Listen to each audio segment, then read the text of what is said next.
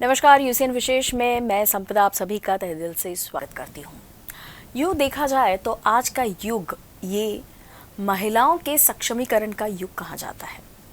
हर field में, हर क्षेत्र में महिलाएं पुरुषों के कंधे से कंधा मिलाकर चल रही है। बावजूद इसके कुछ ऐसी बातें हैं जिसमें आज भी महिलाओं को और ज़्यादा अलर्ट होने की ज़रूरत है, ऐसा हम कह सकते हैं। और इन्हीं में से एक है खुद की तरफ ध्यान देना, यानी हेल्थ कॉन्शियस होने की ज़रूरत आज भी महिलाओं को कहीं ना कहीं है।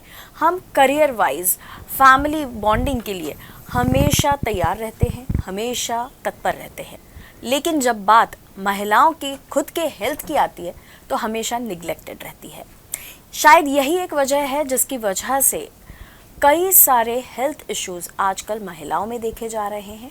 उनमें से कुछ ऐसे इश्यूज़ हैं जिनके बारे में हम शायद निगलेक्ट कर रहे हैं, जिन्हें कई दिनों से, कई पीढ़ियों से कुछ ऐसी प्रॉब्लम्स है जो महिलाओं में देखी जा रही है, लेकिन कहीं ना कहीं अनदेखी हो रही है।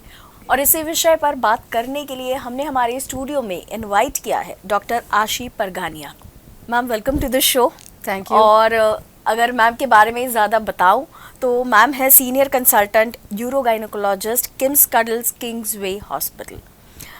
Ma'am, welcome to the show. और मैंने शुरुआत में ही कहा कि महिलाएं जो है हर चीज़ की तरफ बहुत ध्यान देती है सिवाय अपनी हेल्थ के, और इन्हीं शायद आदतों की वजह से या इसी नेचर की वजह से बहुत सारे गायनिक प्रॉब्लम्स आजकल जो है उभर कर आ रहे हैं। उन्हीं में से एक स्ट्रीम जो आजकल हम सुन रहे हैं वो है यूरोगाइनोकोलॉजिस्ट। तो आप है यूरोगाइनोकोलॉजिस्ट, आपसे सबसे पहले जानना चाहेंगे यूरोगाइनोकोलॉजी एग्जैक्टली होता क्या है? Thank you, Sampada, for that beautiful introduction and very beautifully describing the general conditions on which in few minutes we'll be talking about. Urogynecology and female pelvic medicine and pelvic floor reconstructive surgery. ये एक सब speciality है gynaecology and obstetrics का, which deals with the conditions related to pelvic floor muscles and pelvic organs. Pelvic organs यानी bladder, uterus and rectum and intestine. अभी आपने mention किया pelvic floor muscle, जिसके बारे में ट्रीटमेंट होता है यूरोगाइनोकोलॉजी। एग्जैक्टली पेल्विक फ्लोर मसल ये क्या होता है और इसका क्या फंक्शन होता है हमारी बॉडी में? पेल्विक फ्लोर मसल एक शीट ऑफ मसल है जो हैमक जैसे एक्सटेंडेड होता है। It extends from the pelvic bone in front और पीछे टेल बोन तक, यानी जिसको कॉसेक्स बोलते हैं, वहाँ तक एक्सटेंड होता है। It works like a hammock, झूले जैसा होता है। इस मसल ग्रुप का मेन फंक्शन होता है जो पेल्विक ऑर्गन्स, जैसे मैंने बताया, ब्लैडर, यूट्रस और रेक्टम एंड इंटेस्टाइन्स, इनको नीचे स्लिप नहीं होने देना, इनको होल्ड करके रखना, यानी इन ऑर्गन्स के प्रोलैप्स को प्रिवेंट करता है। दूसरा इम्पॉर्टेंट फंक्शन होता है इस मसल ग्रुप का स्फिंक्टर लाइक एक्शन। स्फिंक्टर यानी वाल्व जैसा एक्शन। ये मसल्स जो है यूरेथ्रा के चारों तरफ और एनस के चारों तरफ टाइटली फिट रहती है। और जो महिलाएं अगर नॉर्मल कंडीशन में अगर हम छींकते हैं या खांसते हैं तो these muscles prevent involuntary leak of urine and motion. Okay, so that is the role of this muscle group. मतलब बहुत इम्पॉर्टेंट है। और स्पेशली लेडीज़ की बात करें तो, क्योंकि आपने अभी जैसे बताया यूट्रस और ऐसी बहुत सारी चीज़ों को, शॉर्ट में अगर हम बात करें तो ये प्रोटेक्ट करता है हमारे फीमेल ऑर्गन्स को। यस, है ना, ऐसा हम कह सकते हैं। तो मैम, ये तो बात हो गई पेल्विक फ्लोर मसल की, लेकिन कई ऐसे चीज़ें होती हैं जो महिलाओं में प्रॉब्लम्स होती हैं अक्सर, लेकिन हम उन्हें निगलेक्ट करते जाते हैं। तो आपसे मुझे जानना है कि जो यूरोगाइनोकोलॉजी क्लिनिक्स होते हैं वहाँ पर आपके यहाँ जो महिलाएं आती है, जनरली वो किन प्रॉब्लम्स को लेकर आती है, या यूँ कहें कि ज़्यादातर आजकल जो है कौन सी प्रॉब्लम्स महिलाओं में ज़्यादा देखी जा रही है? हम जैसे बात कर रहे हैं तो हम ऑर्गन वाइज चलें कि किन किन सिम्टम्स के बारे में हम डिस्क्रिप्शन दे सकते हैं जी, है ना। सबसे पहले ब्लैडर की बात करें तो ब्लैडर से रिलेटेड जो महिलाएं कंप्लेंट्स लेती हैं, फ्रीक्वेंसी, अर्जेंसी, अर्ज इनकॉन्टिनेंस, स्ट्रेस इनकॉन्टिनेंस, नॉक्ट्यूरिया, अब अगर इनके बारे में बताना चाहूँ, फ्रीक्वेंसी यानी किसी महिला को ऐसा महसूस होता है कि पहले जितनी बार वो यूरिन पास करती थी अब उससे ज़्यादा बार उसे यूरिन पास करने जाना पड़ रहा है। रात में नींद से यूरिन के प्रेशर के कारण नींद बार बार डिस्टर्ब हो रही है। दिन भर अर्जेंसी का एहसास होता है, यानी दिन भर उसे ऐसा महसूस होता है कि मुझे यूरिन का प्रेशर है, बार बार वॉशरूम विज़िट करना पड़ता है उसे। कई बार अर्जेंसी के कारण लीक हो जाता है यूरिन। कई महिलाएं, आपने सुना होगा, ऐसा कहती हैं कि जब तक मैं वॉशरूम पहुंची तब तक थोड़ा सा यूरिन लीक हो गया, मैं कहीं बाहर मार्केट में थी, जब तक घर पहुंची ताला खोलते खोलते कपड़ों में यूरिन लीक हो गया। दिस इज़ अर्ज इनकॉन्टिनेंस। फिर होता है स्ट्रेस इनकॉन्टिनेंस। कई महिलाएं ऐसा प्रेजेंट करती हैं कि खांसने या छींकने से यूरिन लीक हो जाता है। उसके अलावा कई महिलाएं ऐसे प्रेजेंट करती हैं कि वो पूरी तरह से ब्लैडर एम्प्टी नहीं कर पाती। अगर वो यूरिन पास करने बैठते हैं तो ऐसा महसूस होता है कि यूरिन अंदर बचा हुआ है, यूरिन की धार पूरी तरह खुल के नहीं होती, रुक रुक के छिट करके होता है। एक बहुत कॉमन कंडीशन है जो हमारी ओपीडी में आता है, बार बार यूरिन इन्फेक्शन होने का।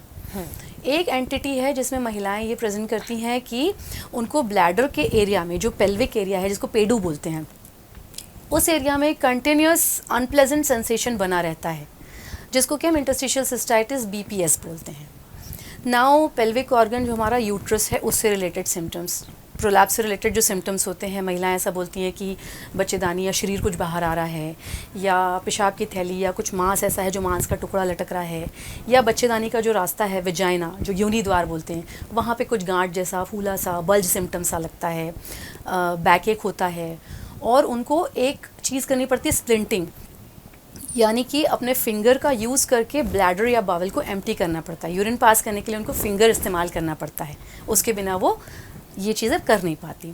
कई महिलाएं ऐसे प्रेजेंट करती हैं जो एनोरेक्टल सिम्टम्स होते हैं। एक पार्ट होता है उसका कॉन्स्टिपेशन, दूसरा पार्ट होता है इनवॉलंटरी लीक ऑफ गैस और स्टूल। ये उनकी नॉलेज के बिना, किसी एक्टिविटी के कारण या even without any activity gas या पॉटी लीक हो जाती है। इसका one of the very common cause is obstetrical anal sphincter injury, यानी डिलीवरी के दौरान अगर ट्रॉमेटिक डिलीवरी हुई हो तो कई बार जो वेजाइनल टीयर है वो एनल स्फिंक्टर तक एक्सटेंड हो जाता है, और इसका भी सर्जिकल करेक्शन जो हम करते हैं। एंड ये वो एक कंडीशन है जिसके कारण पेशेंट्स फीकल इनकॉन्टिनेंस के साथ प्रेजेंट करती है। ये बहुत commonly obstetrical anal sphincter injury यानी कि ट्रॉमेटिक वेजाइनल डिलीवरी होती है उसमें पाया जाता है।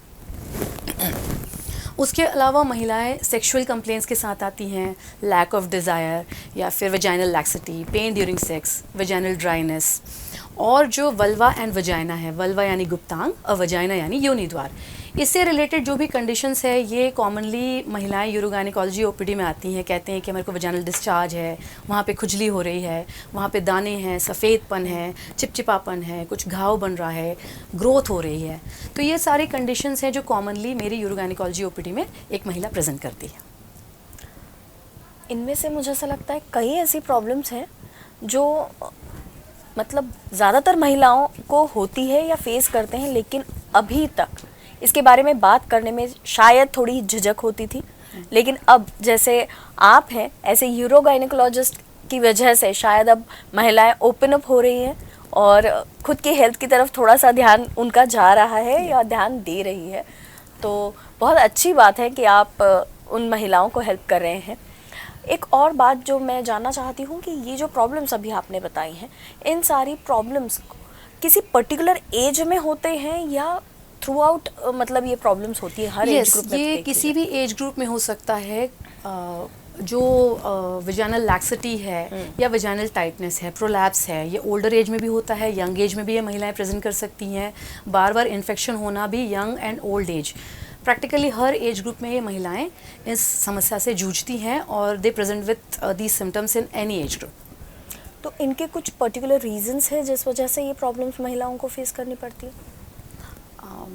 कुछ पर्टिकुलर रीजंस है, कई रिस्क फैक्टर्स होते हैं। जैसे अगर हम रिस्क फैक्टर्स में गिना जाए, रिस्क फैक्टर्स को हम medical, non medical, medical, obstetrical, surgical risk factors में गिन सकते हैं।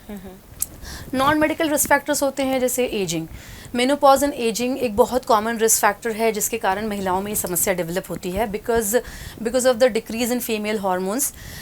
जो पेल्विक ऑर्गन है, पेल्विक मसल्स है, उसमें वीकनेस होने लगती है, उसकी लैक्सिटी होने लगती है, वहाँ की ब्लड सप्लाई कम होने लगती है, पेल्विक फ्लोर मसल का स्ट्रेंथ कम होने लगता है, जिसके कारण प्रोलैप्स होने के चांसेस बढ़ने लगते हैं। दूसरा होता है obesity, poor lifestyle, poor diet, smoking, या फिर लंबे समय तक के यूरिन होल्ड करके रखना। ये कई कंडीशंस ऐसे हैं जिसमें महिलाओं को ये कंडीशंस डेवलप होने के खतरे होते हैं। फिर अगर ऑब्स्टेट्रिकल कॉज जाना जाए, मल्टीपल वजाइनल बर्थ, तो उसमें क्या होता है कि जो अपना पेल्विक फ्लोर मसल है और इन ऑर्गन्स पे बार बार स्ट्रेन पड़ता है। ट्रोमैटिक वजाइनल डिलीवरी, जैसे इंस्ट्रूमेंटल डिलीवरी हुई तो उस रीजन पे स्ट्रेन तो पड़ता ही है, कई बार काफ़ी सारे टीयर होते हैं, वहाँ के आसपास के ऑर्गन्स में ट्रॉमा होता है, तो ये कंडीशंस प्रीडिस्पोज करता है इन यूरोगायनिकोलॉजिकल इश्यूज़ में।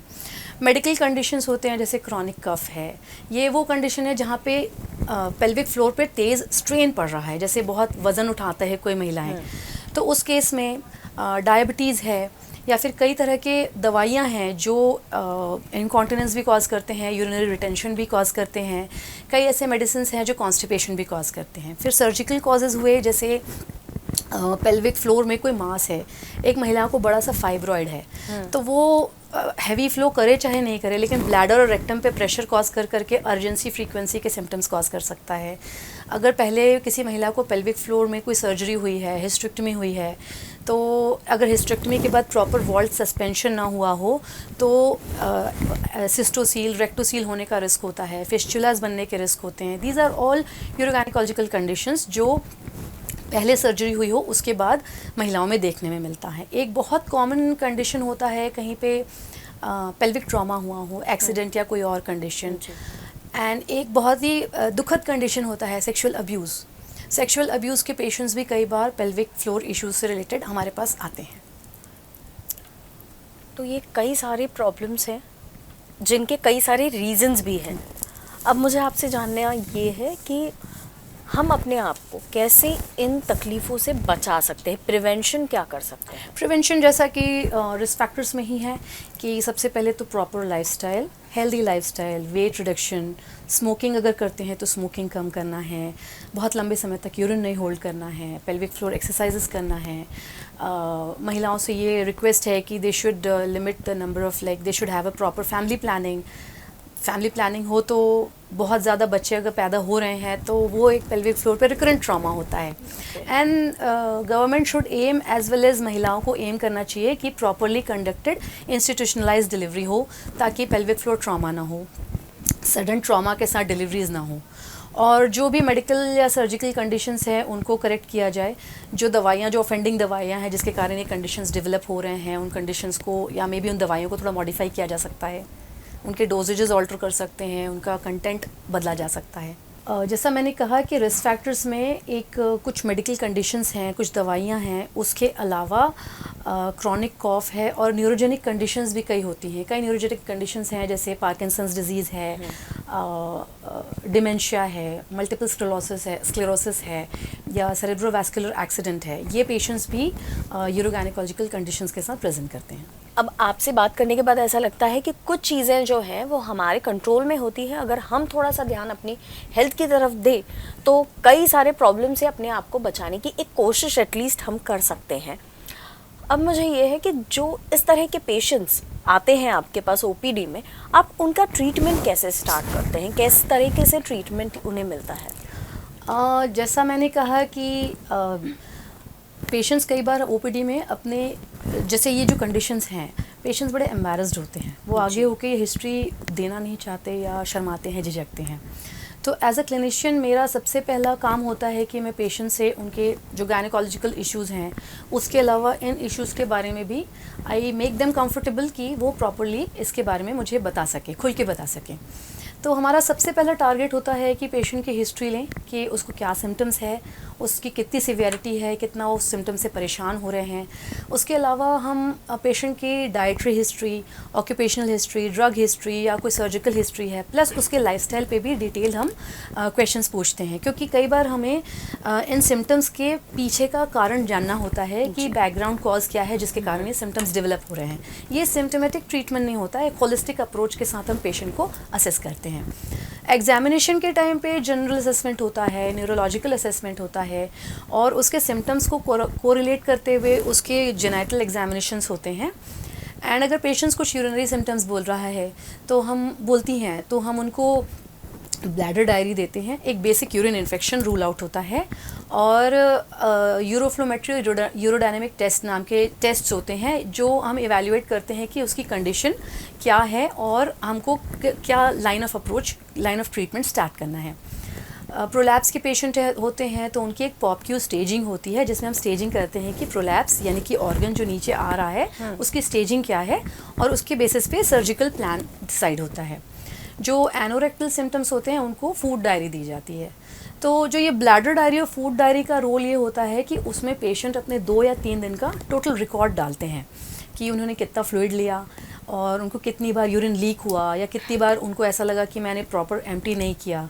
यूरिन जब लीक हो गया तो उस वक्त उनको कुछ अर्जेंसी हो रही थी कि खांसने पे यूरिन लीक हुआ, कोई पैड यूज़ करना पड़ा, दिन भर में उनका फ्लूइड इंटेक कितना है, यूरिन पास करने का वॉल्यूम कितना है। तो एक छोटी सी डायरी से हमको काफ़ी कुछ डिटेल मिल जाता है जिसके बेसिस पे भी हम फर्दर अपना ट्रीटमेंट प्लान डिसाइड कर सकते हैं। और इसके अलावा हम पेशेंट्स को कुछ क्वेश्चनेयर्स भी देते हैं। क्वेश्चनेयर्स होते हैं जो उनके सिम्टम्स के बेसिस पे होते हैं कि उसमें पेशेंट्स अपना आंसर फ्रीली फिलअप करता है जिसमें वो मेंशन करता है कि हाँ मुझे ये सिम्टम्स हैं और उसे मुझसे इतनी स्ट्रेस हो रही है, मैं इतना बॉदर होती हूँ। तो ये जो क्वेश्चनेयर्स हैं हमारे को हमें ट्रीटमेंट के फॉलोअप में भी हेल्प करता है। जी, अभी आपने जैसे बताया मुझे ऐसा लगता है किम्स कर्टल्स जो किंग्सवे हॉस्पिटल है वहाँ पर बहुत ही विस्तार से आप ट्रीटमेंट करते हैं और बहुत डीप में सारी जानकारी हासिल करके फिर ट्रीटमेंट शुरू करते हैं। तो ट्रीटमेंट के कितने स्टेजेस होते हैं ऐसे? ट्रीटमेंट का स्टेज होता है जो ट्रीटमेंट है ये कम्प्लीटली पेशेंट्स के ऊपर इंडिविजुअलाइज होता है, केस टू केस बेसिस पे। हर का like one treatment fits all वाला अप्रोच नहीं होता है। The treatment is individualized based on patients age, patients symptoms, severity and border of her symptoms कि वो उन सिम्टम्स से कितना ज़्यादा स्ट्रेस्ड आउट है, वो ट्रीटमेंट लेना चाहती है कि नहीं, वो फ्यूचर में प्रेगनेंसी प्लान कर रही है क्या, और उनकी मेडिकल या सर्जिकल कोमॉर्बिडिटीज़ क्या हैं कि वो कोई ऑपरेशन के लिए फ़िट हैं या उनको सिर्फ मेडिकल या पैलिएटिव ट्रीटमेंट लगेगा, एंड उनका करंट सेक्सुअल स्टेटस। तो ये सारे चीज़ों का एक असेसमेंट करने के बाद treatment begins from non medical treatment, medical treatment and surgical treatment. तो नॉन मेडिकल ट्रीटमेंट में सबसे पहले लाइफस्टाइल मॉडिफिकेशन हम एडवाइस करते हैं, प्रॉपर डाइट, फ्लूइड मॉडिफिकेशन की एक्सेसिव ले रही है तो कब कैसे फ्लूइड्स लेना है, अगर कम ले रही है तो फ्लूइड इंटेक को करेक्ट करना है, dietary correction so that constipation या लूज स्टूल को करेक्ट किया जा सके। Besides that, we advise patient on healthier lifestyle to reduce weight, to stop smoking. इसके अलावा जो नॉन मेडिकल ट्रीटमेंट है जिसमें होता है पेल्विक फ्लोर रिहैबिलिटेशन, जिसमें पेल्विक फ्लोर के रिलैक्सेशन या स्ट्रेंथनिंग वर्कआउट होते हैं, विच इंक्लूड्स की ईगल्स एक्सरसाइज जो आपने बहुत कॉमनली सुना होगा। उसके और भी कई ऑप्शंस होते हैं, मायोफेशियल रिलीज़ है, थील्स मसाज है, वेटेड वेजाइनल कोन्स होते हैं। देन एक ट्रीटमेंट होता है बायोफीडबैक, जिसमें हम जब पेशेंट्स को पेल्विक फ्लोर रिहैबिलिटेशन करते हैं तो साथ में वो कंप्यूटर स्क्रीन पे देखते हैं how they are performing. Okay, वो अगर पेशेंट अपना रिस्पॉन्स खुद देखती है कि मैं किस लेवल पे वर्कआउट कर रही हूँ, किस लेवल पे अपने मसल्स को वर्क कर रही हूँ, तो शी कैन इम्प्रूव और decrease her own effort level. तो that is called biofeedback. Then one non-medical treatment is pessaries. Pessaries are silicone rings जो जैसे कोई महिला है जो बहुत ओल्ड हैं, जिनको इनकॉन्टिनेंस है या प्रोलैप्स है, but she is not fit for surgery, तो हम उनको एडवाइस करते हैं कि she can use a silicon ring. या कोई महिला ऐसी है जो आगे फ्यूचर में प्रेगनेंसी कॉन्टम्पलेट कर रही है and she does not want a surgery right away, pregnancy के दौरान अगर ये सिम्टम्स होते हैं तो हम इन कंडीशंस में सिलिकॉन पेसरीज जो रिंग्स एडवाइस करते हैं जिनको हम पेसरीज बोलते हैं। इसके बाद फिर मेडिकल ट्रीटमेंट होता है। तो जैसा मैंने जो कंडीशंस बताई, ओवर एक्टिव ब्लैडर है, वॉइडिंग डिसफंक्शन है, कॉन्स्टिपेशन है एंड फीकल इनकॉन्टिनेंस है, इनके मेडिकल मैनेजमेंट होते हैं। इसके अलावा हम इन जो कई पेशेंट्स हैं जिनको कुछ मेडिसिन के कारण ये कंडीशंस डेवलप हो रही हैं, तो उनका ट्रीटमेंट या डोजेज या ब्रांड या जो कंटेंट है वो मॉडिफाई किया जा सकता है, जिसके कारण कि वो जो इंक्रिमिनेटिंग मेडिकेशंस है वो इस सिम्टम्स को थोड़ा कम करें। एंड फाइनल ट्रीटमेंट होता है सर्जिकल, जैसे स्ट्रेस इनकॉन्टिनेंस है उसके लिए TOT या TVT नाम की सर्जरी होती है, बर्च कॉल्पर सस्पेंशन होता है। प्रोलैप्स के पेशेंट हैं उनमें हम पेल्विक फ्लोर रिकंस्ट्रक्टिव सर्जरी करते हैं. सो जैसा मैंने शुरू में बताया कि urogynaecology, this branch actually is urogynaecology and female pelvic medicine and pelvic floor reconstructive surgery. So जो हमारा मेडिकल पार्ट के बाद जहाँ पे हम पेशेंट्स को जब सर्जिकल ट्रीटमेंट करते हैं, वहाँ पे pelvic floor reconstructive surgery comes into picture. There we do the surgical treatment of patients. तो ये मतलब इतना कहूँगी कि बहुत कॉमन जो प्रॉब्लम्स हैं जिन्हें हम निगलेक्ट करते हैं, हर उस प्रॉब्लम पे ट्रीटमेंट अवेलेबल है और उस हर प्रॉब्लम से आप निजात पा सकते हैं. ज़रूरत है सिर्फ एक कदम आगे बढ़ाने की, और बाकी तो फिर किम्स कर्ल किंग्सवे हॉस्पिटल है ही आपके लिए. और मैम आपने बहुत अच्छी जानकारी दी. मैं कहूँगी जानकारी से ज़्यादा कि आपने एक ऐसा अवेयरनेस स्प्रेड किया है जिसके बारे में महिलाएं अक्सर बात करना तो चाहती हैं पर कर नहीं पाती, कहीं ना कहीं झिझक होती है. उन प्रॉब्लम्स के बारे में आपने उन्हें इतनी अच्छे से बताया है. जाते जाते अगर एक मैसेज हमारे व्यूवर्स के लिए, स्पेशली हमारी जो फीमेल व्यूवर्स हैं, उनके लिए आप देना चाहें. जी बिल्कुल. जैसा आपने कहा कि महिलाओं को ये सिम्टम्स बताने में झिझक होती है, और हमारी क्लिनिक में, हमारी ओपीडी में एक कॉमन एक्सपीरियंस है कि महिलाएं खुल के इन प्रॉब्लम्स के बारे में बताती नहीं हैं. सबसे पहला इशू होता है कि जो हम सब जानते हैं कि महिलाओं को अपनी हेल्थ को सबसे ज़्यादा, दे नेग्लेक्ट देयर ओन हेल्थ. वो अपनी हेल्थ को सबसे पीछे रखते हैं, फैमिली की सब चीज़ों में बिजी रहती हैं. दूसरी चीज़ होती है embarrassment. They are very embarrassed to share this things with their life partner. परिवार में किसी से शेयर नहीं करते, उन्हें शर्म आती, क्योंकि ये एक उनके प्राइवेट पार्ट से रिलेटेड इशू है, उनके प्राइवेट बॉडीली फंक्शन से रिलेटेड इशू है, यूरिनेशन से रिलेटेड, मोशन पास करने से related. So they feel very embarrassed to talk about it or discuss.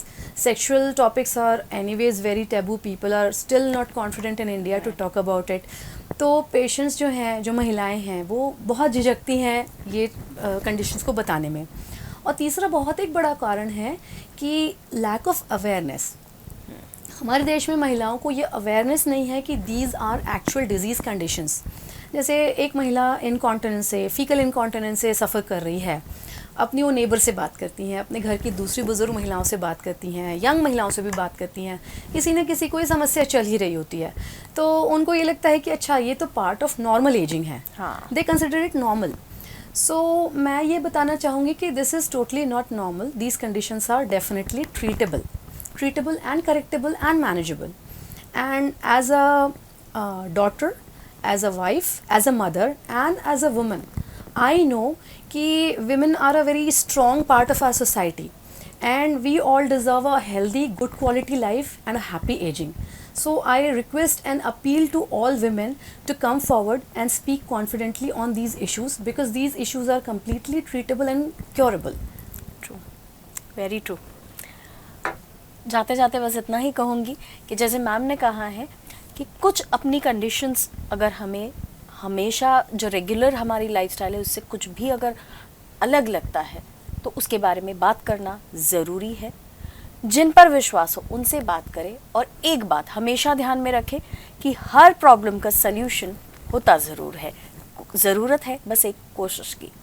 Ma'am thank you so much for being here. Thank you. And इतनी अच्छी बातचीत करने के लिए, और सभी फीमेल व्यूवर्स को एक कहीं ना कहीं थोड़ा सा क्यों ना हो दिल में एक वो बात देने के लिए कि हाँ, बात मैं भी कर सकती हूँ, प्रॉब्लम मेरे साथ भी हो सकती है, और एक कदम आगे बढ़ाने की. एक मैं आपको इंटरप्ट रादर करेक्ट करूँगी कि मेरा इंटेंशन है कि सिर्फ फीमेल व्यूअर्स नहीं, the male viewers should also be aware. Right. क्योंकि फीमेल्स तो हमारी सोसाइटी में है, दे नो दीज कंडीशंस, लेकिन जो हमारी आपकी जो मेल ऑडियंस है, दे शुड ऑल्सो नो कि उनके घर पे महिलाएं हैं, उनकी मदर्स हैं, आंट्स हैं, सिस्टर्स हैं, वाइफ्स हैं, who are suffering with these conditions, and they also need to give some support. They also need to make them confident कि yes, you have these conditions, so you should get corrected, you should get treated. Right. तो मैं भी यही कहूँगी, सिर्फ महिलाएं ही नहीं तो पूरे समाज में हमें एक चीज़ एक्सेप्ट करनी चाहिए कि प्रॉब्लम्स महिलाओं को भी हो सकती है, तो उसमें पुरुषों ने भी सपोर्ट करना चाहिए, और अपने घर के और अपने आसपास की महिलाओं का ख्याल रखना आपकी भी जिम्मेदारी है. Ma'am thank you so much for being here. Thank you.